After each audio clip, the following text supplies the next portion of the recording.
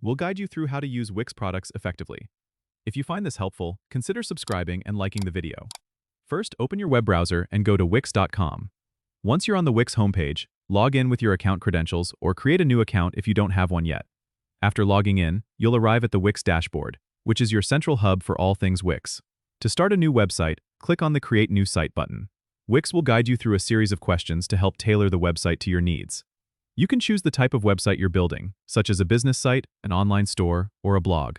Based on your selection, Wix will suggest templates and features that are most relevant.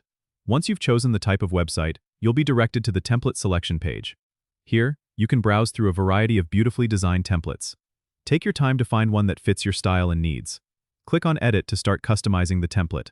This will open the Wix editor, a powerful tool where you can drag and drop elements onto your site, change text, upload images, and more. Explore the left-hand menu, where you can add pages, change your site's design, and access other settings. If you're selling products, navigate to the My Store section to add products, set prices, and configure payment options. Remember, Wix provides an ADI, Artificial Design Intelligence option if you prefer a simpler setup. This tool can build a site for you based on your answers to a few questions. Once you're happy with your design, click Preview to see how your site will look live.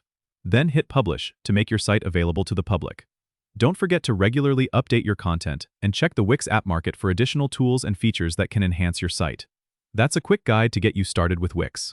Don't forget to subscribe and comment if this helped you out.